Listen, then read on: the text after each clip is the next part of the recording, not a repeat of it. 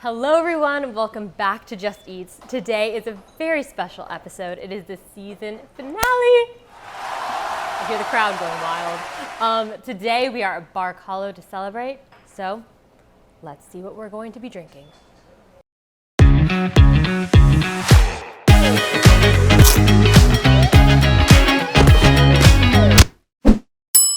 Hi, I'm Josh Goldman. I'm the general manager here at Bar Calo. Come by and check us out. Josh, tell me about Bar Calo. Well, Bar Calo is a mezcaleria, which means we focus on mezcal primarily, but mostly agave spirits. So you're going to find tequila, sotol, raicilla, bacanora, everything like under the sun, plus a lot of other Mexican spirits like rums, whiskeys, Mexican beers, Mexican wines. So yeah, it's a liquid art form. It's liquid culture. We like to say that we're not experts. We're just enthusiasts. I like that. It's very, very hard to be an expert of a spirit that is so ingrained in a culture that's just not my own. Now everything you said about these spirits and wines, break it down for me, Josh. This is a foreign language to me. So what is a spirit versus a wine versus a hard liquor? So a spirit versus a wine. So a spirit is a hard liquor. You have beer and wine that are fermented beverages. Spirits need to be distilled. So we start with a fermented beverage, and for brandy, it starts with wine.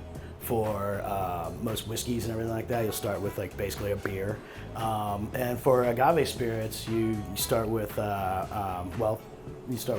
agave sap. So Josh, you curated this menu. Talk to me about it. Are these fan favorites? How did you put it together?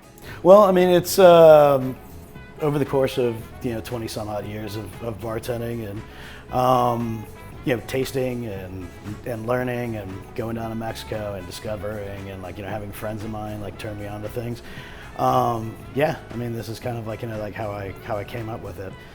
We needed a cross section and variety to really show off what the spirit category is now versus 10 years ago. I mean, you couldn't have had all this stuff on the back of your bar 10 years ago.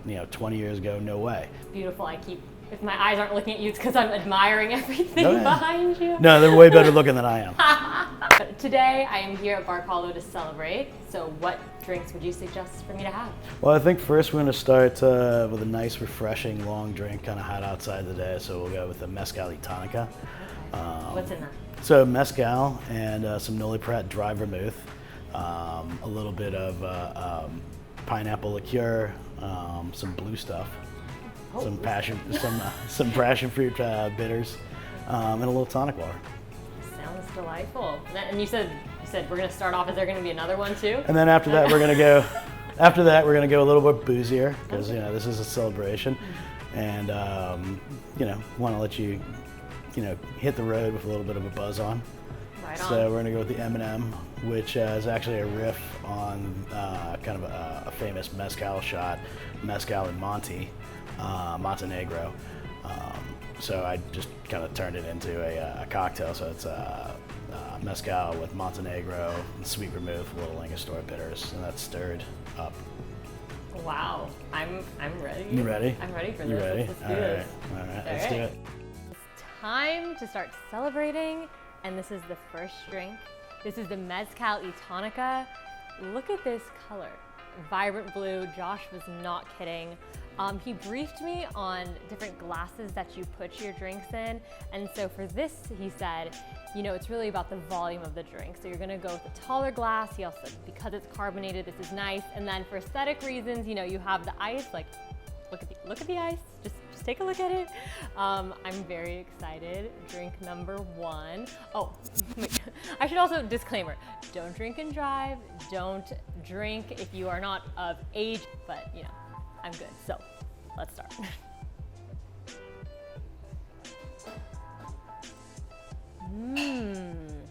I can definitely get the mezcal flavor in this. It's smoky. I'm not well versed on my spirits, on my liquors, on my wines, so bear with me if anyone is a pro and is watching this video. I'm getting the refreshing hit of pineapple, which is really nice. Also too, I just like to point out this straw.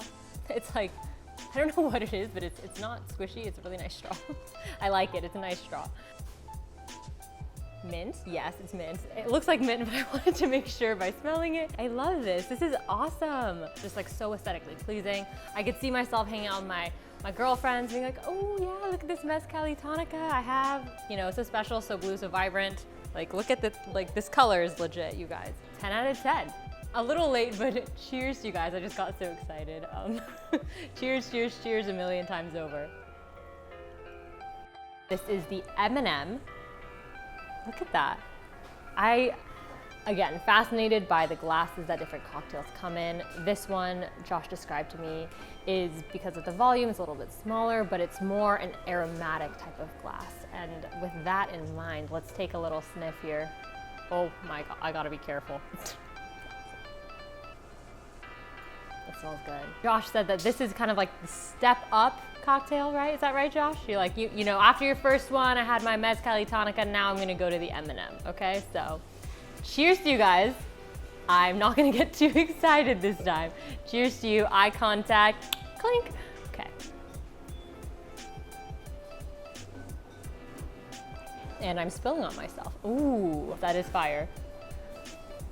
I think I like this one better. Call me a round two type of gal. This one's really good. You know me, the cocktail expert. It's well balanced, as some people say. This is good. For some odd reason, getting cinnamon. I got a thumbs up on the cinnamon. Look at me, I'm nailing it, you guys. Obviously, this drink and the Mezcal tonica are very evidently different drinks from the color, from the glass, from the flavor.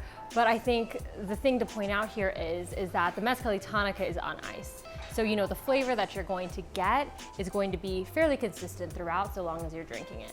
And I learned that for this drink, for the M&M, is something that, you know, you're gonna sip over time. Probably me drinking it, you know, trying to get the flavor notes here and there is not how fast you should be drinking this drink, or any drink really. The nice thing about the M&M is that it's stirred over ice. So it's chilled at first and then it's poured in here. It doesn't have the ice actually in the glass.